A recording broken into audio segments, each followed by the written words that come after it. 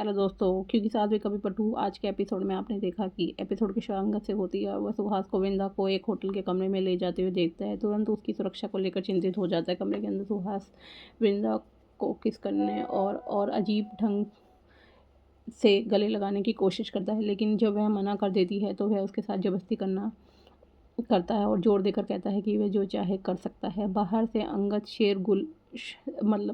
अंगद शोर सुन लेता है और होटल स्टाफ के पास दौड़ता है, उसे दरवाज़ा खोलने के लिए कहता है। जैसे ही दरवाज़ा खुलता है, अंगद देख लेता है कि सुहास विंदा पर ज़बरदस्ती हमला करने की कोशिश कर रहा है। अंगद अंदर भागता है और सुहास को विंदा से दूर धकेल देता है। गुस्से में सुहास अंगद को थप्पड़ मार देता है और उनके बीच लड़ाई छिड़ जाती है और अंगद भी जमकर सुहास की पिटाई करता है। वृंदा रोने लगती है और अंगद को रोकने की कोशिश करती है। जब होटल की सुरक्षा आती है तो वृंदा सुहास का पक्ष लेती है और दावा करती है कि अंगद ने स्थिति को गलत समझा। वह सबसे झूठ बोलती है कि वृंदा ने 5 स्टार होटल में हंगामा खड़ा कर दिया था और अंगद भी वहां आया था। हालांकि सुहास की भाई माँ और बाकी चौलवासियों के सामने वृंदा सच बता देती है। सुहास उसे होटल के कमरे में ले गया था। वह मान लेती है कि उसे नहीं पता था कि अंगद वहां कैसे पहुंचा।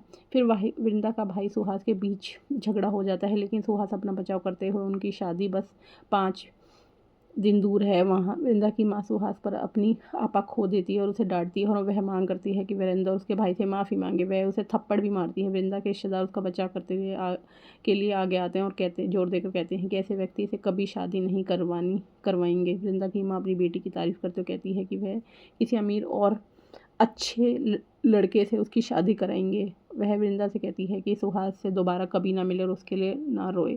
सुहास रणविजय से कहता है कि वह अंगद से बदला लेगा। रणविजय पर दबाव डालता है कि परी को फ़ोन करे और उससे अंगद के बारे में पूछे।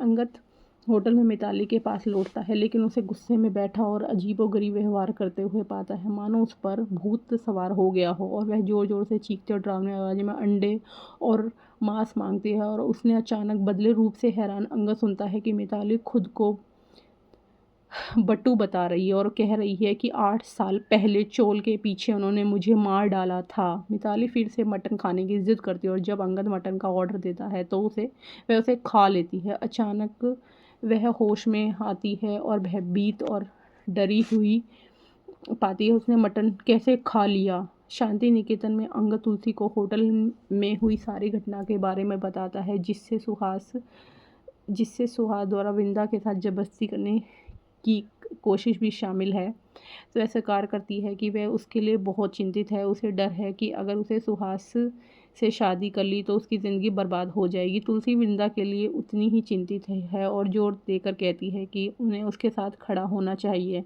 और उसकी इसे मुश्किल घड़ी में उसका साथ देना चाहिए।